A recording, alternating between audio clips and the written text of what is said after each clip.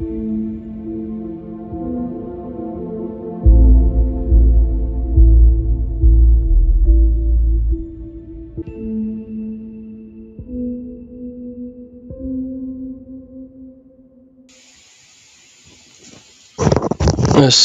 alaykum va rahmatullohi va barakatuh. Qadrlik ko'rurmanlar, Fidoyilar ekranidagi Qur'ondan bayon programmamizda, ya'ni dinlar haqida bayonning 3-sonida sizlar bilan ko'rishib o'tiryapmiz.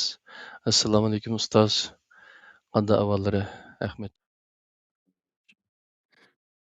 Aleyküm selam. Yaxşı Allah'a şükür. Özürümde civan turpla. Yaxshi Xudoga shukr. Shunday qilib, bugun hamda Yahudi dini bilan Xristian dini haqida so'zlab bermoqchi bo'lgandilar. Алдыңғы soatlarda bir qancha dinlar to'g'riliq so'zlashib o'tdik. Qani marhamat, bugun Yahudi dinini, Xristian dinini bir tushunili. Ondan keyin islom dinimizning afzalligini o'rtaga chiqadi. Selamun aleyküm dünyada qarşı yerlerde görmetli qarindaşlar. Hemmanlarına garbaqt xeyirlik olsun. Burun deganimizdek dinlar, yani bir qancha dunyoda yamanjiq dinlar bor, ammo shu dinlarning ichida biz qulog'imizga biroz kirib turgan, ismini anglab turgan dinlar haqida qisqacha bir tushuncha bergan bo'ldik, ammo bu to'liq emas.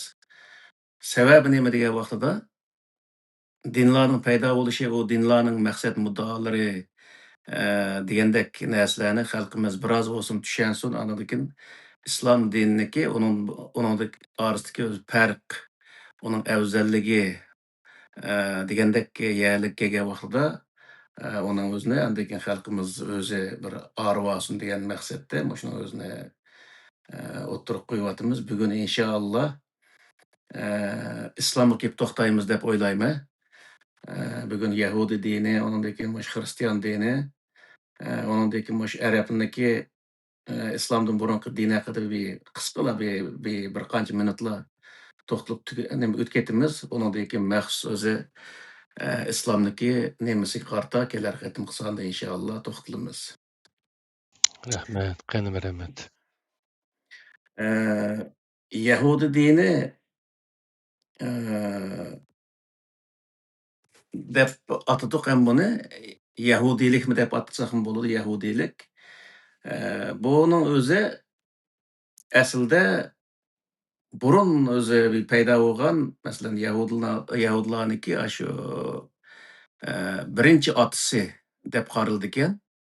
Birinchi otasi hamda shu O'g'izxon deganga o'xshash biz turklarning ichida turk millatini bir turk millat holatiga kelgan bir odam bo'lgan bo'lsa, Yahudilarning ichidami Yahva degan bir odam shundaq bir Yahudiy millatining o'zini ijod qiluvchisi qatorida shundaq so'zlanadi. To'liq bo'lmagan ma'lumotlar, ba'zanlar buning o'zini bir e'tiqod deb qaraydi.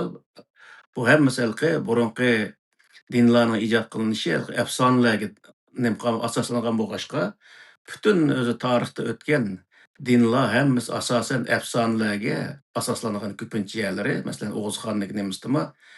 O'g'izxon tug'ilgan chog'da mandaq tug'ilgan, 6-yilda mandaq yo'qnab ketgan deb shunday normal bir odam odatda, ammo uni ko'pirib insonlar unga e'tiqod qilsin degan maqsadda shunday ko'paygan yerlar bor. Masalan, payg'ambar alayhissalomga kelsakmi, payg'ambar alayhissalom vafot bo'lgandan keyin 2000 dan ortiq o'zi mo'jizalarni uni yuklab, o'zi superman qilib uni insonlar hammasi bunga e'tiqod qilsin degan maqsadda shunday qilganga o'xshash. Bu odamning o'zini, shu Yahva degan odamning o'zini shu Yahudiy millatining o'ziniki ijodkori desak bo'ladigan shunday bir odam kelamdi. Ba'zi nimalarning o'zida. Buni ham sal mening kallamga toza eng yaxshi nima ta'sir qilgan tarafim shu bo'ldi. Shunga buni deb qo'yay dedim. Yahva degan odamning o'zini xuddi bizniki turkiy millatining ichida O'g'izxon turkiy millatniki birinchi otasi deganga o'xshash, Yahvaning o'zini Yahudlarning tunji otasi debmi o'zi qaraldi ekan. Tunji otasi deganning o'zimi yana o'xshashlar Yahudi milletininki ijodkori degan ma'noga yaqin keladi endi. Shunga Yahudlar uni nihoyat ulug' ata, ya'ni Yahvani ulug' ata deb o'zi nima qildi. Mau nimaning o'zi turkchada Yuji Yahva deydi. Yuji Yahva degan ulug' Yahva degan ma'noni bildirdi endi. Ulug' Yahva otasining o'zini ham shunday ulug'lab qilgan bir ma'nodagi gapkan endi. Uning uchun biz O'g'uzxonni biz o'zimizga nihoyatda ulug' bilganga o'xshash, Yahudlarmi o'sha kishining o'zini nihoyat ulug' biladi ekan endi.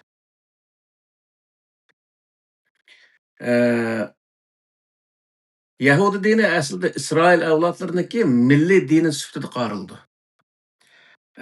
Tarixda biz shu Hindizm, Buddizm, Taoizm deganga o'xshash, ko'ktangirchilik deganga o'xshash mush dinlarni bir qisqa o'zi bayon qilib o'tdik. Ashlarning hammasi shu millatniki milliy dini, ya'ni shu millatga xos din. U millat o'ziniki yashayotgan jo'grafiyasi, an'anasi, urf-odatlari hammasini nazarda tutgan holatda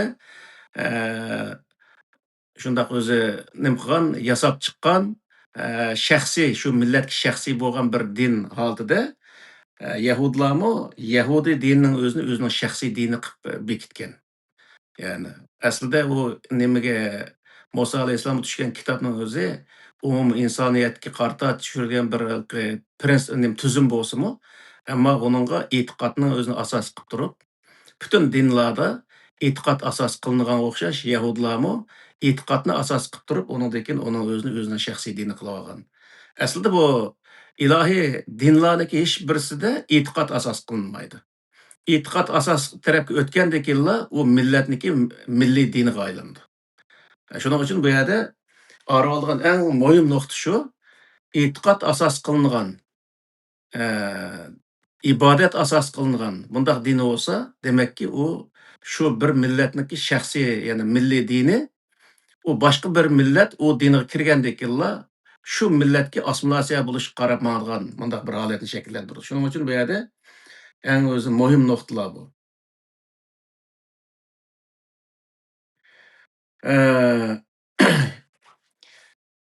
Yahudlar payg'ambarlarning ichida İbrahim alayhissalomni o'ziniki otasi, ya'ni payg'ambarlarniki eng birinchi otasi deb qarasimi, lekin Musa alayhissalomni eng cho'ng payg'ambar qatorida hisoblaydi. Chunki Musa alayhissalomni cho'ng payg'ambar deb qarashida Musa alayhissalom Isroil avlodlarining o'zini qutqazuvchi qatorida qaraydi. Bir tarafdan uning o'zini cho'ng payg'ambar deb qarasa, endi bir tarafdan milliy qahramon qatorida qaraydi Musa alayhissalom.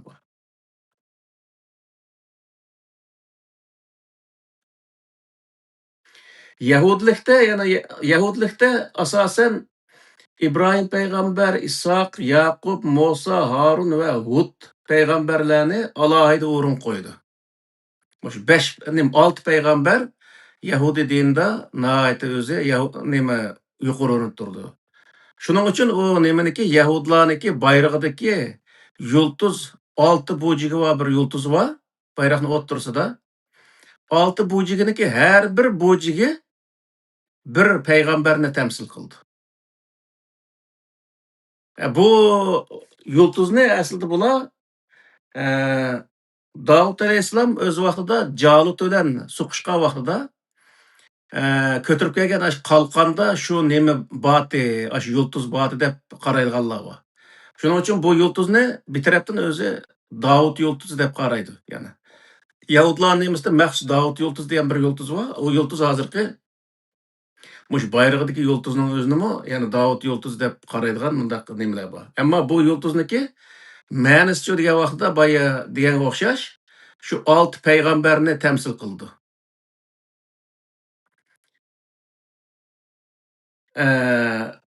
Bayroqni kelib chiqdi, bayroqni oxirigacha deb o'tay endi. Bayroqniki ikki tarafidagi siziqning o'zi ashadagi Furat bilan Dijla daryosiniki o'zi nimasini ikkisiniki simboli qatorida hisoblandi. Chunki Davud alayhissalom zamonasida bular davlat qurgan, Sulaymon alayhissalom zamonasida nihoyat o'zi davlat biroz kuchlangan. Boshqa Saba degan bir nimaning o'zi Qur'on chiqadi. Shu bir davlat nima besib olgan shu vaqtida.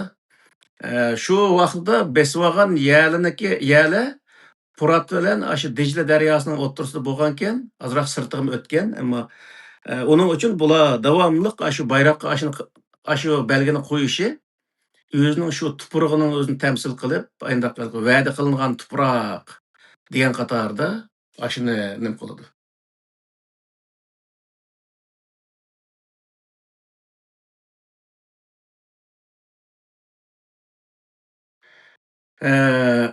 Yahudlar asosan yana Yahudlardan maqsad bu yerda asosan Isroil millatini beqaraq asos qiladi. Isroil millati biroz xosroq bir nima. Chunki Isroil millatidan bo'lmagan Yahudlarmi bor. Yani boshqa masalan hozirgi vaqtda shu aprqilik qarladimmi Yahudi millatini, Yahudi dinini qabul qilganlar borki, uning uchun bu yerdagi İsrail degan bir millatga qartilgan bir so'z, Yahudi deganning o'zi dinga qartilgan, ya'ni islom deganga o'xshashda. Shuning uchun bu yerda Isroil millatiga kelgan vaqtda Isroil millati mush Yaqub alayhissalomniki qinidan davom qilganlar deb qaraldi.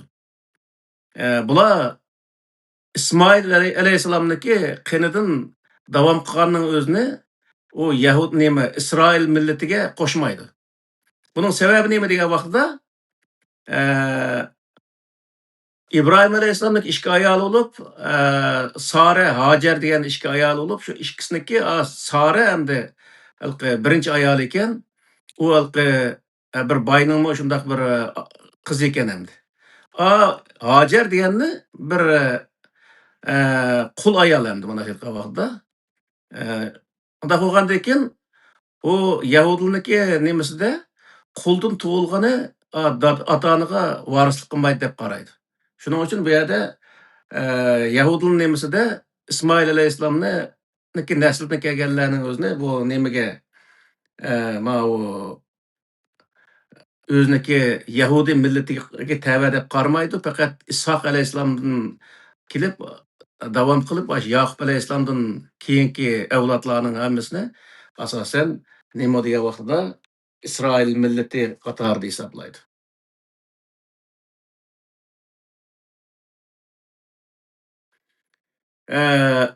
Hem bu Yahudi deb atilib qolishdagi sabab nima degan vaqtda Yahudi deb atilishida Isroil millatiniki ularniki shu Yahva shu birinchi oldida deganimiz Yahva degan bir odamni bular bir tarafdan ilohiy oti deb qaraydi, yana bir tarafdan shu nimaning o'zinimi, dinning o'zinimi shu ilohiy otiniki nomida undaq nim qilgan. Bo'lmasa u ilohiy dinlarning hech birisi bir millatniki nomi bilan yoki bundaq atalgan yoki bir odam nomi bilan atalgan bir narsa emas. Ammo bular ashta xoslashtirib o'ziga bunaqi milliy din qilib olish maqsadida shundaq qilgan. Shuning uchun buni o'ziniki ilohiy otisiniki nomida Yahudi degan o'zi Yahudidagi oxirgi yoning o'zimi Yahud degan odamga mansub bo'lgan din degan ma'noni bildirdi. Shuni atagan. Bu Yahudlarda bir narsa bor. U nima degan vaqtda o'zlarini insoniyatning ichida tanlangan insonlar deb o'zi qaraydi. Aslida bundaq bir narsa mavjud emas. Agar o'zi tanlangan insonlarning sardori bo'lib, shundaq bir insonlarning sardori qatorida Allohning oldida alohida inson bo'lgan bo'lsa, u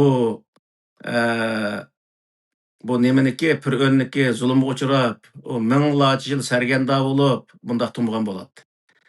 Uniki shundaq bo'lganligining o'ziniki ruhiy nimasini kayfiyatini ko'tarish uchun o'zini insonlarning orasida alohida inson deb ashtaq qaraydi.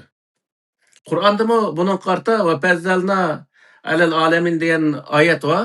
Bu va fazzalnakum alal alamin degan oyatning o'zini nurg'un tarjimalarning o'zida biz sizlarni boshqa millatlarga nisbatan alohida qilib yaratdik degan ma'noda tarjima qilgan yerlar bor. Bu to'g'ri narsa emas, to'g'ri tarjima emas. Bu yerdagi fazzallar deganning o'zi boshqalarga nisbatan sizlarga ko'p g'amxo'rlik qildik, ko'p yaxshiliklarni qildik, lekin sizlar shu yaxshilikning o'zini yana unutib, tuzkorlik qilib, mushundaq o'zi Xudoni tonimadinglar degan yerda tanqid qilish uchun keltirgan bir oyatning o'zini boshqa millatlarning ustida alohida yana alohida qilib yaratdik degan ma'noda tarjima qilgan bunday tarjimalar bor. Bu nihoyatda xato bir tarjima. Ammo bu tarjima nereden paydo bo'lgan, nemishqa ashunaq asosda ashunaq tarjima qilingan degan vaqtda Yahudlar o'ziniki kitoblariga ashu narsani kirdirib olgan. Ya'ni biz alohida millat degan narsani kirdirib olganligi uchun, ya'ni bu nimaniki, bu Tevratniki takvin degan o'zi birinchi qismida takvin degan yaratish degan koinotning yaratilishi haqidagi nimada, ya'ni bu Isroil millatiniki yaratilish nimasining o'zida alohida yaratilgan degan mavzuga ashuni kirdirib olgan. Ya'ni onun yaratılış jarayonlariga ashuni kirdirib olgan yani. Bo'lmasa ularniki boshqa insonlarning hech qanday farqi yo'q. Uning ikki puti bor, bir beshi bor, ikki ko'zi bor, boshqa odamga o'xshash. Uni hech qanday bir o'zi boshqa insonlarning alohidaligi yo'q.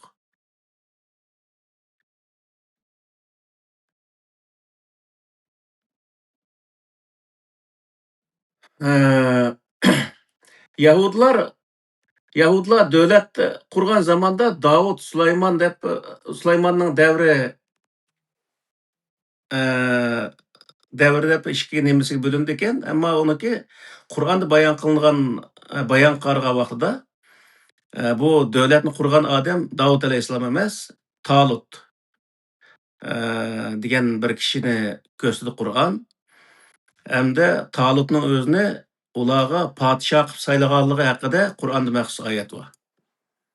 Demak, bu yerda nima degan vaqtida Talut davlatni qurgan, Davud alayhissalom shu yerda bir qahramonlik ko'rsatgan bir kishi Jalutni o'ldirish orqali undan keyin o'zi shu Talut degan shu podshohning qizini elib, undan keyin Talut o'lib ketgandan keyin podshohlik shu Davud alayhissalom qilib qoldi. Davud alayhissalomdan keyin Sulaymon alayhissalom qilib qoldi. Sulaymon alayhissalom o'lib ketgan vaqtda bu davlat ikkiga bo'linib ketdi. Uniki birsi davlat nima bo'lingan qisminiki birsi Yahudiy davlati bir parchasi, yana birsi Isroil davlati deb ikkiga bo'linib ketdi. Hozirgi mush Falastinning o'zida qurilgan davlatlar ikkiga bo'lindi. Shuning bilan o'zi bu uzoq qolmay undan keyin Pars imperiyasi deymiz, Rim imperiyasi deymiz, bularning o'zini yo'q qilib o'tdi. Shu vaqtda milodiydan 70 yil burun Titus degan bir odamniki, bir qo'mondonniki boshchiligida Qur'onniki shu Sura Isroniki shu birinchi oyatidan nima 3-oyatidan boshlab shu 6-7 oyatgacha oraliqda bir qancha oyat, ya'ni 4-5 oyatning o'zida ular ikki qatim mag'lub bo'lganligi haqida maxsus to'xtaldi Qur'on. Demakki, Bani Isroil shu nimadan burunlar shu milodiydan burunlar mag'lub bo'lganligi, ya'ni davlatni yo'qotib qo'yganligi haqida Qur'onda ma'lumot bor. Shu vaqtda endi Yahudlarniki shu davlati yo'qotilgan vaqtida butun shu masjidning o'zi Qur'ondami o zikr qilindi, masjidni tamoman vayron qilayotganligi haqida. Ya'ni masjid deganlikdan shu Sulaymon alayhissalom solgan masjid, yana shu markaz, Yahudlarning markazi, shu markazning o'zini tamoman vayron qilib o'tib, shu vaqtda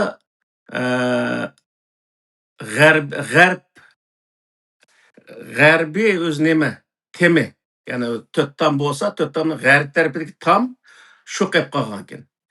Hozir Yahudlar shu tomga berib, o'sha yerda o'zi shu tomga o'sib, o'sha yerda yig'lab, duo qilib, tomning to'shlariga o'zining duo talaplarini o'zini qog'ozga yozib, shu yerga tiqib qo'yib degandek shundoq qildi. Hozir shu Yahudlarniki ibodat qilgan jarayonlarga qarasak, bu eski tomlikniki oqisiga o'tib, o'sha yerda o'zi duo qilayotganligini ko'ramiz. Bu eski tomlik shu Davud nimaniki Sulaymon alayhissalomning zamonasida selingan deb da'vo qiladi. keyingi zamanda o nemisi o 2000 yıldan artıq vaqtның içinde o qep qalganmı, qalmagan bunu bilmeymiz endi. Lekin Yahudilarniki nazarda aşındaq qarıldı. Uni yig'lamtam deymizmi? He. Anlımı doğar derken ma Türkler yana Uyg'urchada yig'lamtam deb he, qilib. jığlamtam he. Hmm. Ayındaq o'zi aşağı görüp özünün derdini töküp o'zi jığlaydı endi. Yahudilarniki ibadet qilish nimalariga qarasak, misol Yahudilarning e'tiqod nima, diniy nuqtasidan e'tiqod birinchi o'rin turdi. Ibodat ikkinchi o'rin turdi. Undan qolsa, undan keyin prinsiplar, yana davlatniki, millatniki birlik, barobarligi, adolat va hokazo deganlar asosan ashundan keyin turdi. Agar bir odam Yahudiy dinini qabul qilmagan bo'lsa, u odamniki mol-mulkini elib olish, hozirgi vaqtda u atalmish musulmonlarda boshqalarniki melini elib olsak bo'laverdi. Ular nima bo'lgandan keyin, dushman bo'lgandan keyin deydigan bunda qarashlar bor. Hozir bular bunda qarashdagi insonlar mushu nimadimi? Yevropadami hali bor. Mushu do'konlarga kirib o'g'irlik qilib, bularniki bitta tukunish yulsaqmi bizga bo'ladi degan shunday qarashda bo'lgan odamlar, uni ismidan tortib bilmayman ba'zi odamlarniki. Hali cho'ng-cho'ng dinda o'qigan odamlardimi mushu Yevropaniki nimalarda ashunday qiliqlarni qilgan odamlar bor. Ya'ni Germaniyadan bor, men uni anglagan. Shuni shu Yahudilarniki qilig'i bizdan bo'lmaganlarniki mol dunyosini haqsiz holatda yeb olsak bo'ladi degan qarashi ularniki nemasiga juqib ketgan. Shuning uchun bularmi shu Yahudilarga o'xshash shunday nimalarni qildi. Ular o Qur'ondagi adolat, zulm degan narsa u hargizmi ularniki nimasida o'zi manfaatning oldida e'tiborga ilinmaydi. Bularning qurgan davlatlarimi dinni asos qilib, aqidani asos qilib qurilgan davlatmi yoki diniy davlatmi yo? Yo'q, diniy davlat deyishimizda islomni asos qilib qurgan davlat. Chunki Qur'onda Davud alayhissalom haqida Davud alayhissalom haqidagi oyatda biz seni xalifa qildik degan kelim bor, jumla bor. Xalifa deganning o'zi bu yerda adolat bilan insonlarni idora qilishga nimqorligini, bo'rg'anligini bildirdi. Misol shu yerda Saba deganni butqa cho'qindigan bir kichik bir davlatgan, shuning o'zini besib olgan vaqtida uniki uniki podshosi ayolkan, u shu nimaga Sulaymon alayhissalomniki nimasiga yana Sulaymon alayhissalomniki nemasi deymiz buni? Qo'shunimi? Poytaxtiga. Poytaxti, ha. Shu yerga kelgan vaqtida Sulaymon alayhissalom shu yerda bir eynak bilan shundoq yasagan bir yerisiga uni boshlaydi, ostida suv oqayotgan. Shuni u ayol pushqug'ini tortib o'zi turib suvdan kechib o'tgan bo'lgandikin deb qilgan vaqt eynak borligini bilib, andan keyin o'zining taslim bo'lganligi haqida shundoq bayonlar bor Qur'onda. Demak, bu yerdagi narsa nima degan vaqtida Sulaymon alayhissalom shu yerda boshqa bir davlatni besib olgan vaqtida u davlat xalqi butqa cho'qindigan, ya'ni har xil ashari deydi, har xil ilohlarga cho'qindigan shundoq bir xalq voqea deydi. Endi shu yerni o'zida ba'zanlari butqa cho'qinsa, ba'zanlari osmon jismlari deydi, har xil shundoq narsalarga cho'qindigan bir davlatni besib olgandan keyinmi Sulaymon alayhissalom ular o'zi taslim bo'lgandan keyin ularga bir ularni o'ltirmaganligi, ularga bir omonlik berganligini o'sha yerda o'zi chiqib turdi. Chunki Sulaymon alayhissalom u yerda ularni qirvatdi, o'ltirvatdi degan hech qanday ibora yo'q. Buni qaragan vaqtda Sulaymon alayhissalom u yerda e'tiqod, ibodatni asos qilmagan, adolatni asos qilganligi, barobarlikni asos qilganligi chiqib turdi. Chunki payg'ambarlarning hech birisi u yerda zulmni, e'tiqodni asos qilishi aslo mumkin emas. Ya miyadaliqi hozir biz Yahudi dini dedik-ku. Allohning kelgan dini islom dini. Albatta. Qur'ondagi o payg'ambarlar Davud alayhissalomninki ularninkimi dini islom dini-ku. Albatta. Hozir endi Yahudilarning o'zi qurib olgan davlatiga qarata deyapman-da. Endi Yahudilarniki hozir qurgan davlati olsun yoki Yahudi millati olsun, bularniki Qur'oni Karimda zikr qilinigini nima degan vaqtda bizdan bo'lmaganlarniki mollarini yeb olsak bo'ladi degan o'zi nimalar bor. Biz mush Qur'on tarjimasini o'qigan vaqtda o'tkatdik qo'shni o'zini. Shu Aha. ashundaq o'zi qarashlari bor. U qarash hozirgi atalmış o'zi an'anaviy islomdagi insonlarniki kallasida o'xshash. Qur'on boshqalarning haqqini yeyishni tamoman to'sadi. U kim bo'lishidan qat'iy nazar. Mayli o'zining dindagi odam bo'lsin yoki boshqa dindagi bo'lsin yoki boshqa millat bo'lsin, qandaq bir inson bo'lishidan qat'iy nazar, uniki haqqini yeyilish Qur'oni Karim cheklaydi.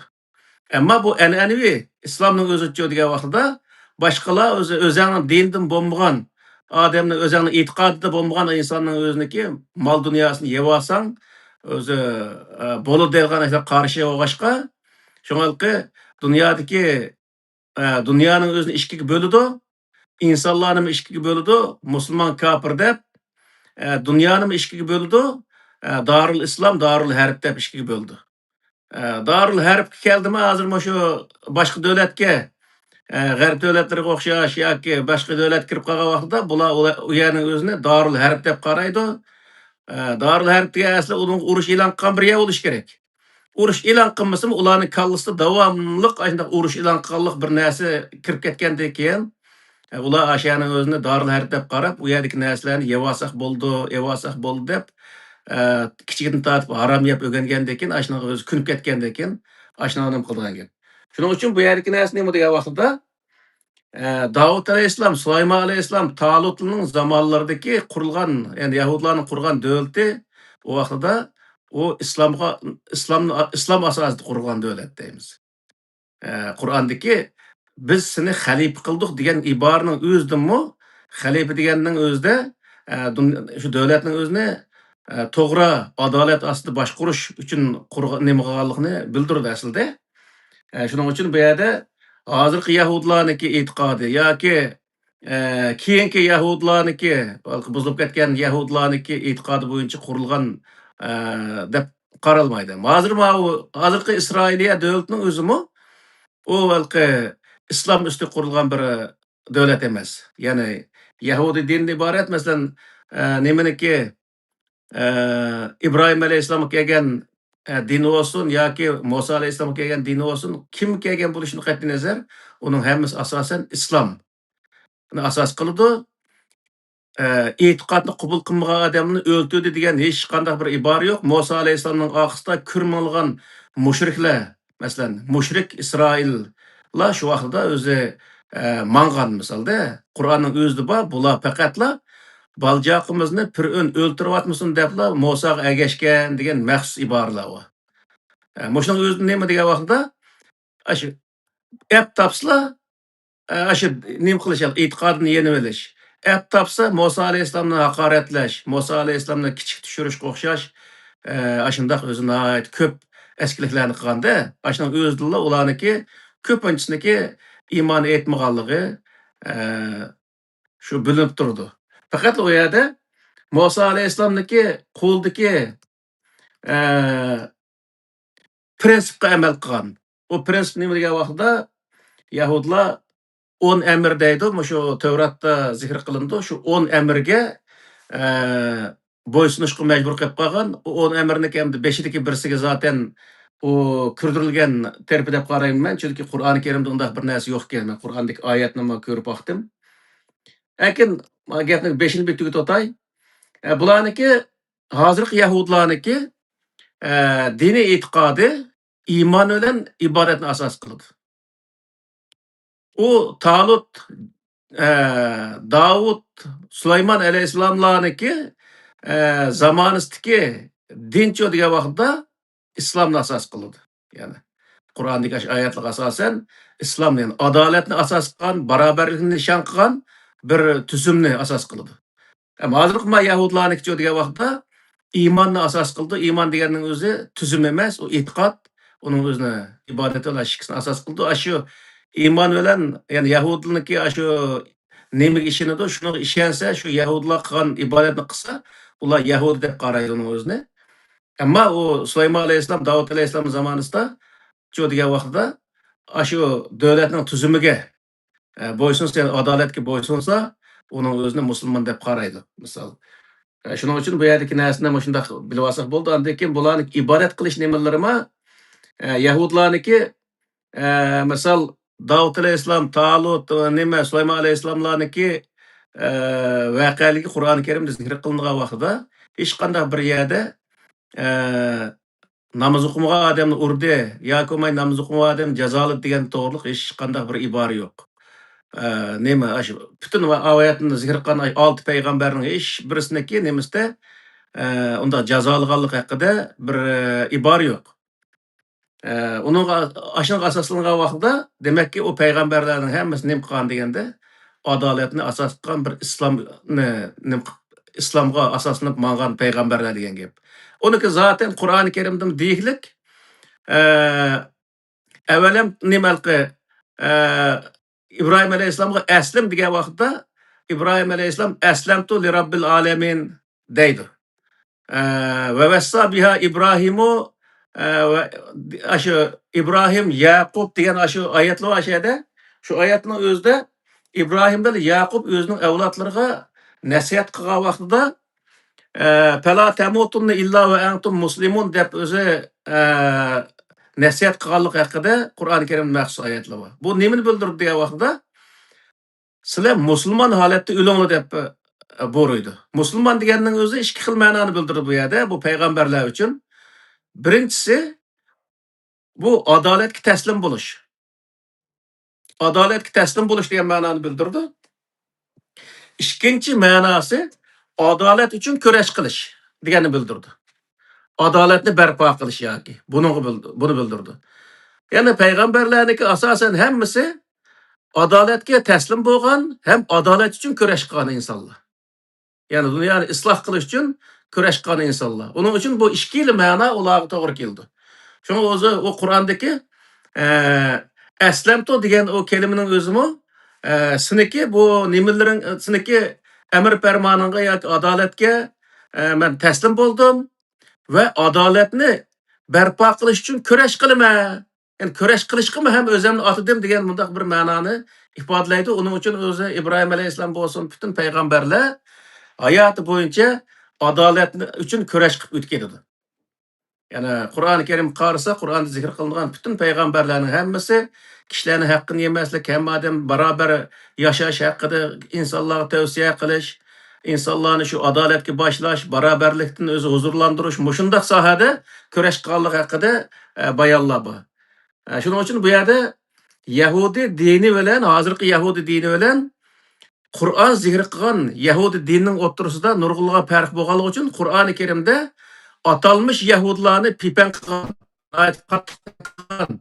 ular qattiq so'kkan nurg'un yerlarda shunday oyatlar bor.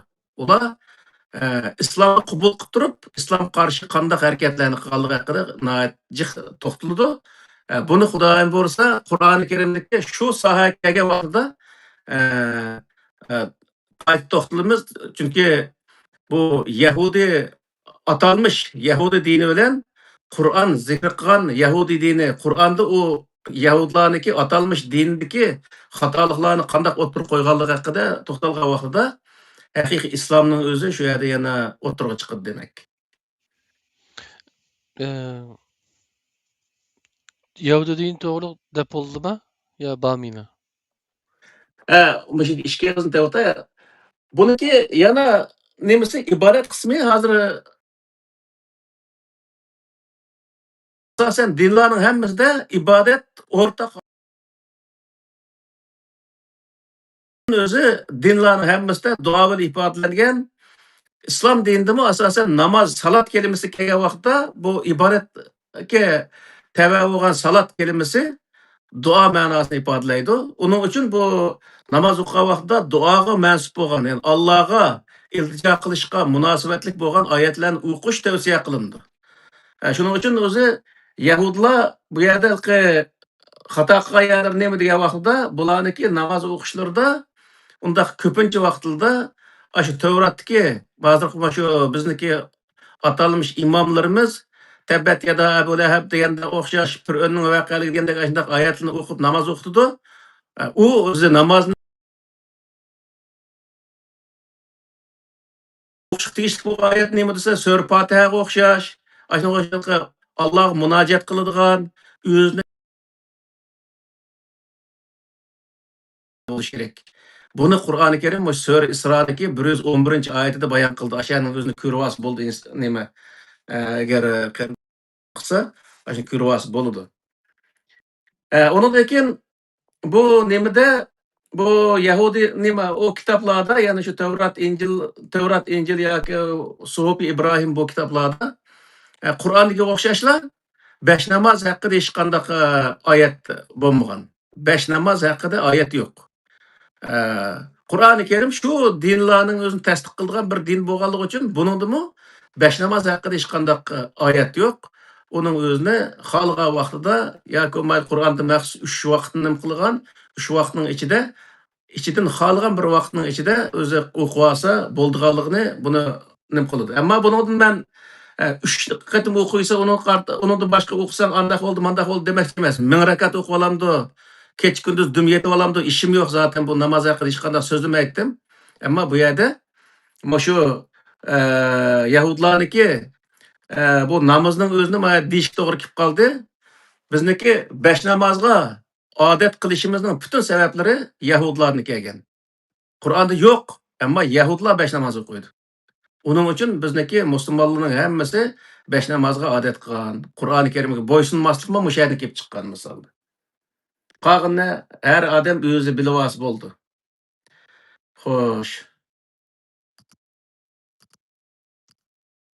Sizlar bir narsa demoqchilar? Meni demoqchi o'g'lim, asli shu Muhammad alayhissalom kelgan dinning, barliq payg'ambarlar olib kelgan dinning hammasi, nabiylar, elchilar olib kelgan dinning hammasi islom dini, shundaqmi? Albatta. Endi bu Yahudiy dini deb o'rtaga chiqarib qolgan bu din, yoki keyin Xristian dini deb chiqqan bu dinlar Allohning shu islom degan dinidan o'zgartib, He. onunğa kelmey özleriga milliy din qilib olgan yoki He. o'zgartib olgan bir dinning ismi Yahudi dini desak to'g'ri bo'lamda? Albatta. Hali kallamizda haqliq qilib qolmasin deymangu. Albatta. Aralashtirib qolmasin endi shu. Albatta. Tamam, shuni demoqchi edim. Nihoyat yaxshi bo'ldi, nihoyat yaxshi bir izohat berdilar. Hı. Endi Yahudlarniki kitoblari haqida men bir kichkina to'xtalaylik deb o'yladim. Yahudlarning kitoblari Tora deb atildi. Bu Tora deganing o'zi Tavratni bildiradi. Tora degani asli qonun degan ma'noda ishlatildi. Tavrat deganimiz zaten shu qonunni bildirgan narsa. Ikkinchisi Ketubin deydi. Ketubin deganda yozma asarlarni bildiradi. Uchinchisi Nebuim deydi. Nebuim deganda bu Yahudlarning tili arab tiliga yaqin bo'lgandan keyin arablar nabiy deydi-ku. Nabiy deganing o'zi payg'ambarlar degan ma'noni bildirdi. Bu shu asosan shu 4 qism 4 xil bo'ladi, 4 xilkan, uning ichida masalan Tavratning ichida bir qism qonunlar, ya'ni 10 amr deymiz. Undan keyin uni o'z yezilgan she'rlar, buning ichida 6 qismning o'zi 66 qism bu Tavratning aslida nemisi. 66 qismning ichida 6 qismi she'ri. Undan keyin butun o'zi shu Yahudlarning ichidan chiqqan payg'ambarlarniki voqealigi bayon qilindi. Qur'onda shundaq payg'ambarlarning voqealigi bayon qilindi, ammo uning o'zida Tavratda shu payg'ambarlarning voqealigi undaq bayon qilindi ekan endi. Bu nimaniki, ya'ni Tavratniki mazmun jihatda ya'ni 5 ga bo'lindi ekan bu Tavrat. Birinchisi takvin deydi. Takvin degani o'zi koinotning yaratilishi haqida to'xtaldi. Ya'ni Alloh taolo koinotni 7 kunning ichida yaratdi. Undan keyin undaq qildi, mandaq qildi. Xudoning o'zinimi bir inson sifatida tasvirlaydi bu nimada o'zgartirilib ketgan yerlari shu deb qarayman. Koinotni yaratib bo'lgandan keyin Xudo charchab ketib, dam olgan degandek shundaq qamlashmagan bir qaplab 5 qil yerlari bor buniki. Ondan keyin ikkinchisi chiqish deb chiqish nimasi qismi. U nima degan vaqtida Musa alayhissalom Bani Isroilning o'zini, ya'ni Isroil avlodlarini elib, Misrdan chiqish jarayonlari tasvirlandi Tevratda. Ona ait uzun bir nima. Uchinchisi Livalilar deb nim qildi. Bu Livali deganning o'zi Musa alayhissalomniki yetakchiligida Misrdan chiqish jarayonlarini tasvirlaydi. Asosan o'sha chiqish nimani tasvirlaydi. To'rtinchisi Saniya deydi. O İsrail xalqiniki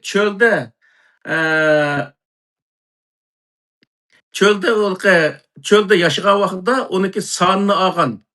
Ya'ni manchi ming odam, ammo Tevratning o'zida bu bayon qilindi. Musa alayhissalom o'sha nim qilgan vaqtida, Misrdan chiqqan vaqtida, çöldeki vaqtida, mas Turkiyadagi atrofida, etaklarda yashagan vaqtida cho'nglarniki soni, ya'ni nima, dada bo'lgan odamlarniki soni 600 ming atrofida bo'lgan deb qaraydi.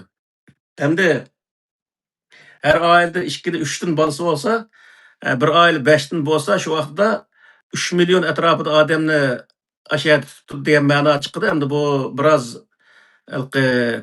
nima bo'lishi mumkin deb o'ylayman. Men bek meni kallamdan bek o'tib ketmadi, chunki Tevratda Yahudlar o'zining shu vaqtdagi sonining nihoyat ko'p bo'lganligini bayon qilish orqali bu yerda Misrliklar nima, arablar nihoyat ko'p qirib o'tgan, ko'k degandek mundaq yerga opirib arablarni gunohkor qilish uchun qilgan narslarim bor ekan buning ichida. Shuning uchun bu yerdagi narsa nima degan vaqtida o 600 ming, bu 3 milyon Yahudining o'zini nima, Bani Isroilni o dengizni o'tkazib bu yerga kelishim undan mo'y narsa emas. Uni qo'sig'ini beqish yillarcha, mesela 40 yil shu cho'lda tinib yurdi. Uniki o qo'sig'ini beqish va hokazo ishim unda o'ng'ay to'xtamaydi. Shuning uchun bu aqlga men nima tushmaydi deb qarayman men.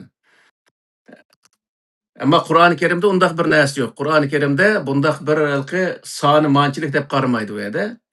Chunki u yerga bir Yusuf alayhissalom zamonasida Misrga bir 70-80 o'tib ketsa 100 Yahudlar borganki, nima Bani Isroil borganki, u 100 Bani Isroilning o'zi 100 yilning ichida u 3 million bo'lib ketishi u aslo mumkin emas. Hozirgi shu nimani odamning ko'payishining o'zini hisoblab baqda odamni hisoblasa bo'ladi.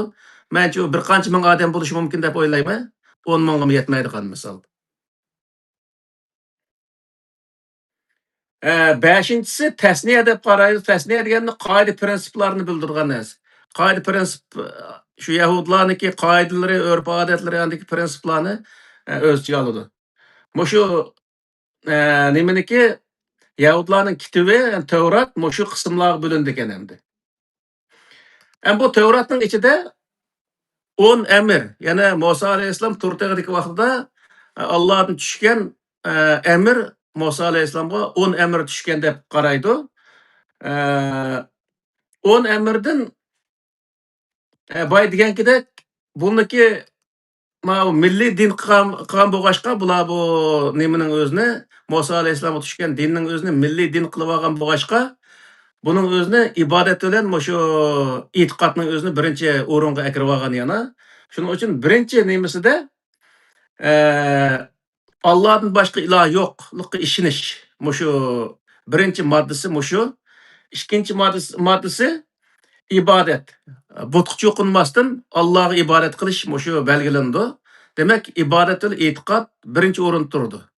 Agar endi o Tevratning o'zida bu undaq bo'lish aslo mumkin emas. Agar bu shundaq bo'lgan vaqtda, demakki bu hozirgi Tevratning o'zi Yahudlar o'zgartgan Tevrat ekanligi nihoyat aniq bo'ldi. Chunki payg'ambarlarga tushgan butun din islomdan iborat. Islom insoniyatning o'zini haqiqiy insondek yashash, uniki e'tiqodiga chiqilmaslik, bir odam o'zining e'tiqodi sababli yana bir odamni do'st dushman belgilamaslik, insonlik nuqtasida e'tiqodni asos qilmaslik degandek, adolatni asos qilish, barobarlikni asos qilish degan bu Qur'oni Karimda bu narsa o'tirib qo'yilgan.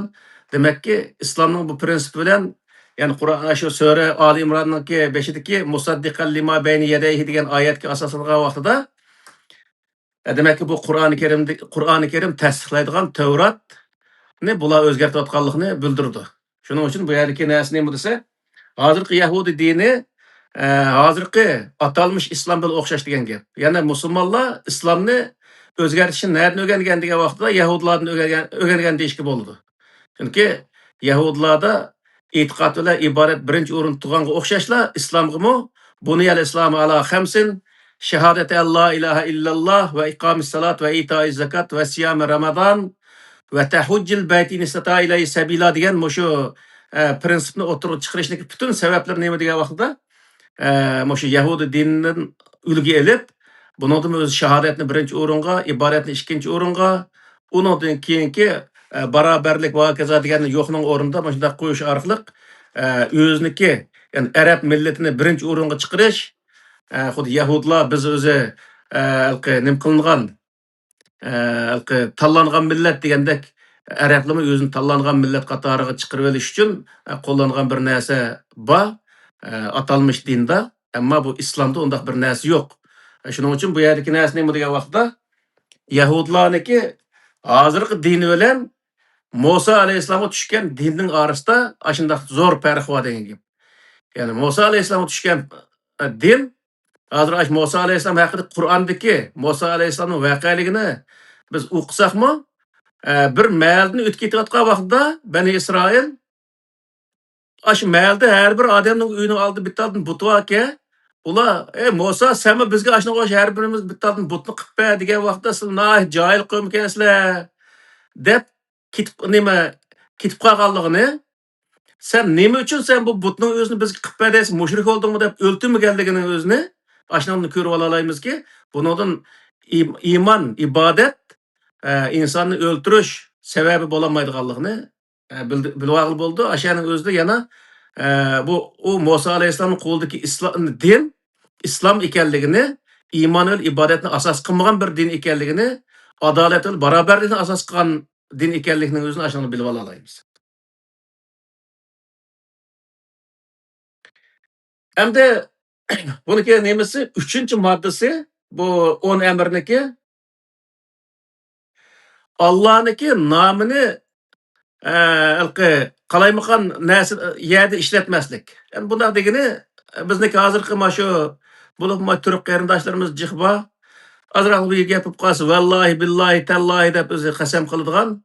Shundaq og'zimga keldi deb qasam qilib bo'lmag'ur ishlarni qasam qilib bundaq ishlatmaslik haqida bundaq nim qilgan. Bu yerning o'zi Qur'oni Karimga uyg'un keladi deb qaraymiz. Chunki Allohning nomini ishiltib xalqni aldaydiganligi vosita qilish butunlay o'zi Qur'oni Karim cheklangan.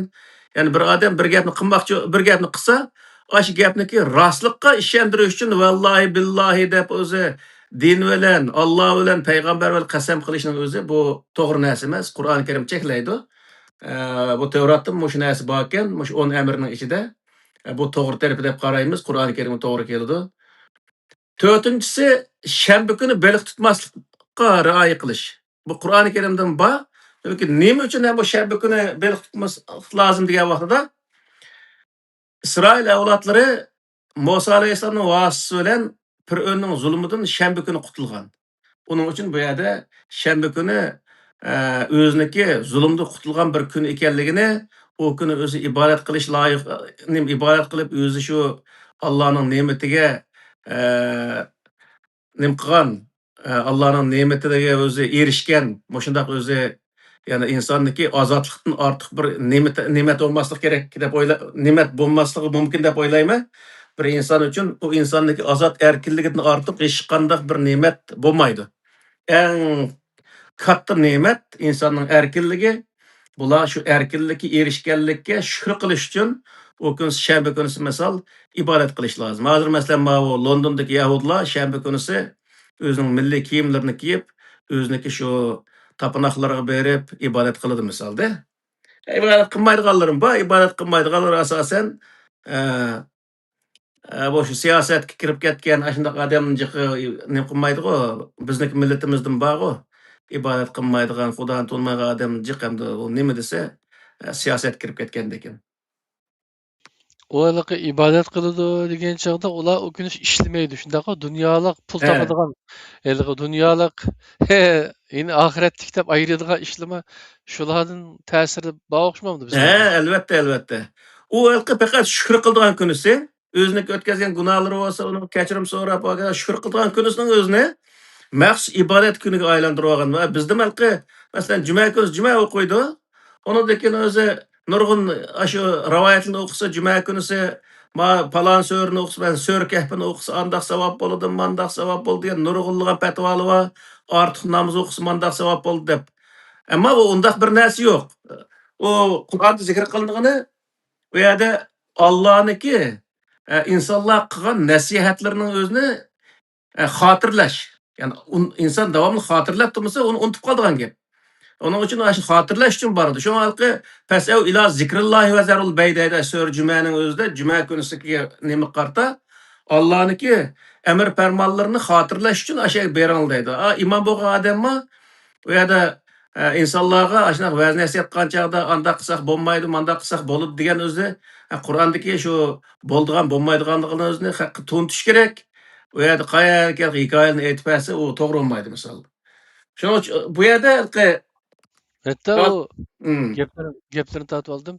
he. Aşu cümä güni hatta cümäni cümä elki kılıp bolgandan kin üzeriňiň rızkylaryny tepiş üçin yer ýüzüge taradyňlar dep aýetden aksy. He, Anda bagwa he. işleňler diýen gep, ýani pul tepeňler diýen gep. Elbette, elbette.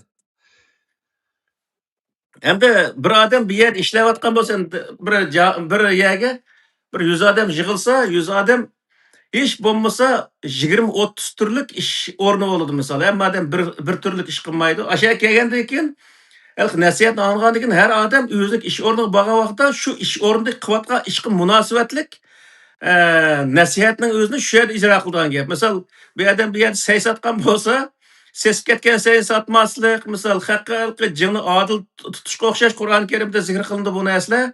Bunda nasihatni aňlap berip, insanlarga insandek muamele kılış, şonuň özüne hatırlatyş üçin jygyldygan gep ýa-da. Emma o ýerde iş gereket namazyny okup çykyp ketip, ony talaga çykgandan keyin bütün äskiliklerini kılsa, o adamnyky okugan namazy hiç näsege teň bolmaýdy. O adam özüni cümekkeге hesaplanmaýdy munaky wagtda. Aa, Be gep boldy. bugün şu hazır bir saat tuşaýdy-da. Ehe. Şu Hristiýan dinine ütemeýän okşaýmys, Ýahudi dini bilen tugedy okşaýdy bugenki saatymyz. Meýli onda Osman. Beşinçisi yalgan guwalyk bermeslik. Bu 10 emirniki beşinçisi yalgan guwalyk bermeslik. Bu mende Kur'an-ı Kerim bilen uygun keledi. Kur'an-ı Kerimde yalgan guwalyk beriş çeklendi. Altınçısı ata-anasy hörmet kılıç, ata-anasy ýakşylyk kılıç. Bu özü bekitilgenken Kur'an-ı Kerimde "Ve abudullaha ve la tuşriku bihi şey'en ve bil valideyni ihsana" diyen ayet var. Allah'a özü ibadet kılın, ata-analyga ýakşylyk kılın diyen ayet var. Bunun bilen beraber keledi. Zaten ata-anaga ýakşylyk kılıç, ýakşy muamele kılıç bu özü İslamdyky en asasly prinsiplerden birisi. Hatta ki wala taqul uffil lahuma diyen ayetler var. Dep ata-anaga mundaq ilki koňulyny, kalbi nim kıldygan ilki jarahatlandyrdygan mundaq awazyny çykama diýdi. Yettinçisi zina kılmaslık. Zaten Kur'an-ı Kerim'de la tekrabu zina diyen ayetler var. Buna doğru keledi. Zina kılmaslıkның özümü Kur'an-ı Kerim'deki prensiplarının birisi. Sekkizinçisi hoşnusының meliği kol uzatmaslık. Bunun özünü biraz tarlaştırıp alganda gördüm ben. Oğulluk kılmaslık degenin özü bu nime hem de oğulluk kılmaslık ya hoşnusynyň bolsun ýa-ki ýakyn bolsun, jirak bolsun ýa-ki bir dinde bolsun ýa-ki başga dindeki bolsun her kandak bir adamnyky meliga tigiş ýa-ki onuky melini ogulaş özü Kur'an-ı Kerim çeklendi. Bular özü elki tarlaştırıp biz özümizniki dindikilerniki melini ýesek haram boludy. Başka dindikilerniki veya ki başka milletnikini ýesek halal boludy diýen petwasy ogaşka bunyň özüni tarlaşdyryp hoşnusyňkini ýesi bolmaýdy diýen ýerge bargan. Bu özü taza Kur'an-ı Kerim togry kelmeýdi. Kur'an-ı Kerimde her kandak adamnyky näsini ýeşki nahak elbelişki bolmaýdy. To'qqizinchisi nohaq odam o'ltirishga bo'lmaydi. Bu o'zi Qur'oni Karimga uyg'un keladi. Qur'oni Karimda nohaq haq bilan o'ltirish deganning o'zi ham bir odam yana bir odamni o'ltirib o'tgan bo'lsa, u qotilning o'zini o'lim jazosi kelsa, shuni o'ltirishga bo'ladi. Va lekin nohaq hech qanday bir fasod chiqarmagan, odam o'ltirmagan bir odamning o'zini o'ltirish Qur'oni Karimda nihoyat og'ir jinoyat hisoblanadi. 10-siga ayrim yozib qo'yibdi, o'g'illik qilmaslik deb yozibdi. Bu o'zi aniki to'liqlamasi bo'lsa kerak deb o'yladim. Shuning bilan o'zi 10 emir mana shundan iborat. Buning ichida Qur'oni Karimdagi islom prinsipi tushunig'ini islom prinsipi tushunig'ini shu 7 turligi 7si tushur ekan. Ikkisi asosan e'tiqod va ibodat qismi islomdagi asosiy prinsipi ham islomga tushsimi, lekin islomdagi asosiy prinsipiga to'g'ri kelmaydi. Islomning asosiy prinsipi iymon va ibodat emas. Shu 10ni bir qata bir diveslop ekan, hammasi biroqlichu. Birinchisi Allohdan boshqa iloh yo'q deb tunish, ikkinchisi Allohga ibodat qilish, uchinchisi Allohni Alloh bilan qalaymaqan qasam qilmaslik. To'rtinchisi shanba kuni baliq tutmaslik, beshinchisi yolg'on guvohlik bermaslik, oltinchisi ota-onasiga yaxshilik qilish, yettinchisi zino qilmaslik, sakkizinchisi qo'shnilarning melini o'g'irlamaslik, to'qqizinchisi nohaq odam o'ldirmaslik, o'ninchisi o'g'irlik qilmaslik deb. Qo'shnizniki bilan mana ikkisi bir gap bo'lishi kerak deb o'ylayman, lekin bu shundoq ekan bu nimani o'zida Tavratda shundoq yozilib ekan endi. Jazoni to'g'rida gap yo'q ekan, ha? Jazoni to'g'riliq yo'q. Jazoni to'g'riliq bo'lmasligiga men hayron qolmadim, chunki yahudlar jazoni yeyishni o'ziga halol deb qaraydi bular. Shuning uchun bular shu jazoni ashad amaldan qoldirayotgan o'xshaydi dedim endi. Balkim. O'zining odamlariga, Yahudi dindikilarga jazoni harom, lekin boshqalardan osi bo'ladi deb anglagandim-da bu yahudilarning. U borki, lekin asos qismi shu buning cho'ng ikki mazhab bor ekan, hozir shunga kiramiz. Shu ikki mazhabdan Saduqiylar, nimalar, Farisiylar degan ikki mazhab bo'ldi ekan. Shu ikki mazhab bizniki mana bu sunniy shiya deganga o'xshash. Birsi ham besnikini yesi bo'ldigan mandaq bir fatvosim borki. Chunki ularning ichida dahshat bir qarshi dushmanlik bor ekan-ku.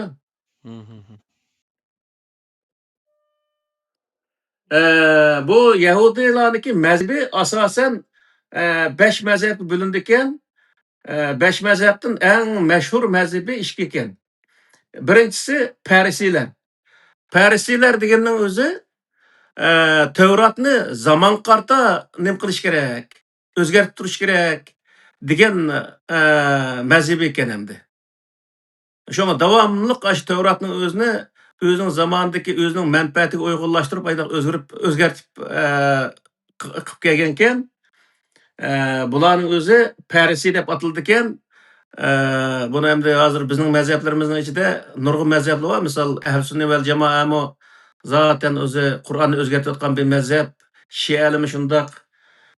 Ikkinchisi Saduqiylar deydi. Saduqiylarning o'zi Qur'onni Tavratning matnisiga sodiq qilish. Uni o'zgartmaslik degan mundaq nima ekan. Ma Salafiylarda shu nim bo'lsa shu deb qaralgan nimalar bor-ku. Qarama-qarshi bo'lsin mayli degan mundaq nimalar bor. U bakkalqi bir to'g'ri narsa emas.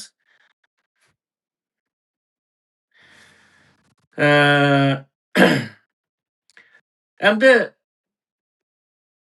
yana bir yangi mazhab bor ekan. Buning o'zi shu 1700-1600-yillar o'tirib chiqqan bir mazhab ekan. Bu Amerikada o'tirib chiqqan mazhab ekan u. Buniki Menahem Kaplan degan bir odamniki boshchiligida bo'lgan bir nima ekan, mazhab ekan.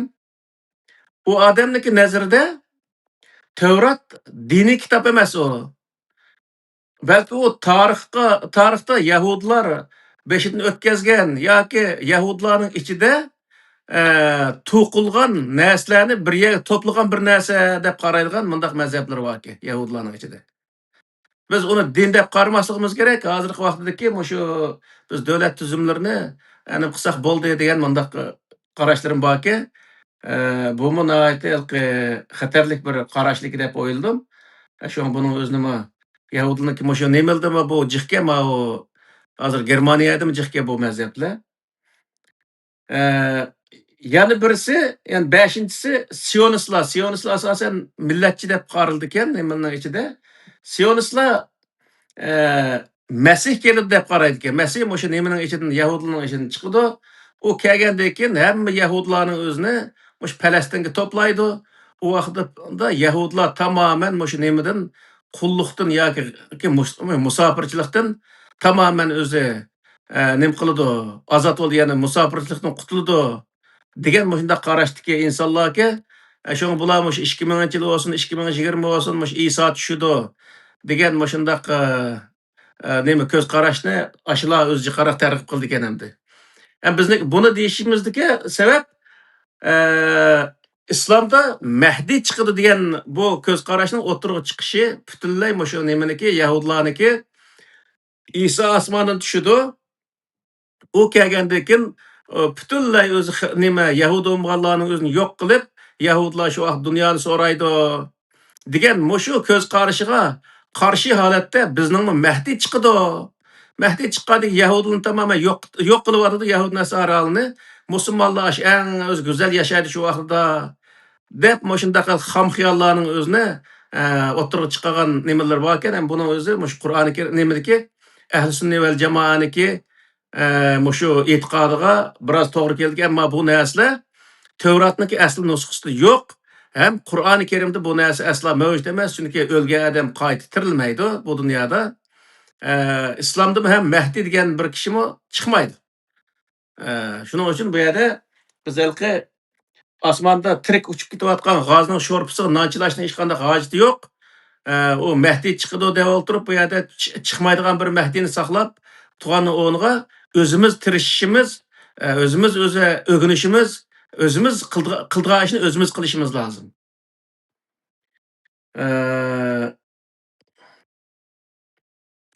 Shuning bilan bu Yahudi dinidagi nemisi shuning bilan tugagan bo'ldi. Xristianni tugatamiz, bugun ham tugamay qoldi bu. Qancha ketdi soat? 1 soat nechta? Alo. 1 soatdan oshdi. 1 soatdan Ha. oshdi.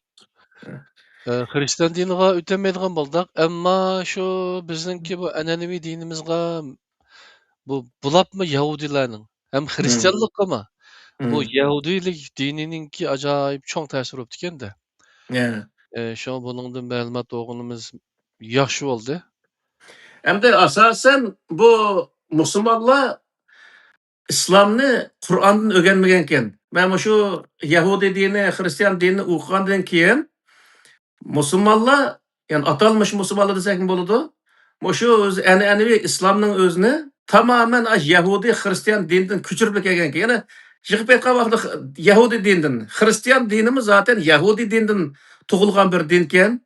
Unda bo'lgandan keyin bütün aşinadan shu hatto rivoyatlarni tortib, shu Iso alayhissalom, Musa alayhissalom haqidagi rivoyatlarni shu payg'ambar alayhissalom qilgan bo'lib, Musa alayhissalomning o'rniga payg'ambar alayhissalomning ismini yozib yoki sahobaning ismini yozib degandek shunday narsalar bo'lgan deb o'yladim. Chunki shu Tavrat, muqaddas kitob degandagi rivoyatlarga qarasam, İso alayhissalom aniqqan, Musa alayhissalom aniqqan, uniki o'z shogirdlari aniqqan, maniqqan, havoriylar maniqqan degan gaplarni ko'rgan vaqtimda tamamen aşağıdaki beşideki isimleri özgertiplik Ebu Hureyre'yi özgertipla yoki sahobaga o'zgartibla shuning bilan o'zi islomga kirganka degan keldim.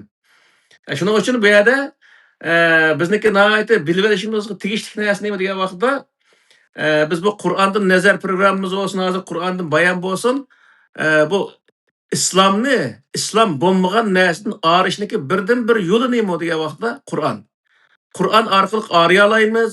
Qur'on orqali ham yo'limizni to'g'rilay olamiz. Ya'ni bayatın shu Tevratniki, ya'ni Yahudilikning ichida nurg'unlagan narsa chiqdi. Chiqqandan keyin ashning ichidan qasi Qur'oni Karim to'g'ri keldi, qasi to'g'ri kelmaydi. Buni qisqa, ya'ni ma program nihoyat qisqa bo'ldi. Bu 1 soatlik deganni yo'qlan narsa ekan bu. bunun içinde bir tüzük bir gapni boshqa açık qila olmaydi ekan endi. Unda bo'lgandan keyin shu qisqa deyish to'g'ri keldi endi. Qag'an hamda bir usulni o'ttirib qo'ygandan keyin ko'rurmanlarmi o'zlari bir Qur'onni qo'liga elib, o'zininki agar dinini islom deb qarasa, shuningdan o'rgangani yaxshi-da hamda. Hammani bu yerda To'g'ri. deb berishning hojati yo'q. Hmm. Aqlga nima deydi, ishorat, yomonga juvol durustmi? İşte bir gap ham. Shuning Endi bu uchun yerda yig'ib aytgan vaqtida, butun dinlarni yig'ib aytgan vaqtida, misolda dinlar shu halqi e'tiqodni boyitma deb o'tdik, ibodatni asos qilgan dinlarning hammasi milliy din ekan deb tushunsak bo'ladi. Arablarmi bunyan islom ala xamsin shahodat alla ilaha illalloh va iqomis salat va itoy zakat degan mushu islomdagi 5 prinsipi 5 turiga deb ashuni o'zini o'ttirib qo'yishning butun sababi nima desa, u dinning o'zini islomni arabning dini, arabning milliy dini qilish uchun o'ttirg'i chiqargan bir narsa ekanligini bilib olsak bo'ladi. Agar unda bo'lmay, adolatni, insonlikni asos qilgan bo'lsa, bu Allohning diniki deb unda tushunib olsak bo'ldi. Yana nihoyatda o'ng'ay tushunib olgan qarta bu nima hamda o'ttirib qo'yilgan bir prinsiplar Qur'oni Karim o'ttirib qo'ygan. rahmat. Ahmadjon, boshqa savol binasi bormi, yo'qmi? Ahmadjon uxlab qoldimiga? Tamam. Meylemse Kerem Zahir Ustaz nihoyat yaxshi ixcham bir nima bo'lgan bo'ldi, dars bo'lgan bo'ldi. Qolganda bizningki qarindoshlarimiz Qur'ondan bayonga qarab o'tmay, Qur'onning o'zidagi bayonlarga qarasa, qolgan narsani bilib olaydi. Rahmat sizlarga. Bo'ldi. Kelar haftalik programda Xudoga emanet. Xristian dinini yine birga o'rganamiz. Rahmat sizlarga. Xristian dini bilan o'zi arablarniki ko'ni dini va an'anaviy islomni so'zlaymiz kelar qatimda. İnşallah. Balkim Unutdaki haqiqiy balkim islom. balkim Arabniki o'tab bulanmasligi mumkin. Xristian dinini ta'sir qilamiz. Bomba gap bu. To'g'ri. Meylanda bo'lsa, rahmat, Bo'ldi. Alloh rozi Bo'ldi, bo'lsin. bo'ldi. Ma'qullar. Qadrlik ko'rurmanlar, Fidoyila ekranınki tomoshabinlari, bugungi Qur'ondan bayon programmamizdagi dinlar haqidagi bayonning 3-soni Yahudi dini to'g'riliq ba'zi ma'lumotlarni o'rganib o'tdik. Kelarki sonliq programmamizda Xristian dinini o'rganish uchun tayyorlab turinglar. Allohning o'ziga omonat. Assalomu alaykum va rahmatullohi va barakatuh.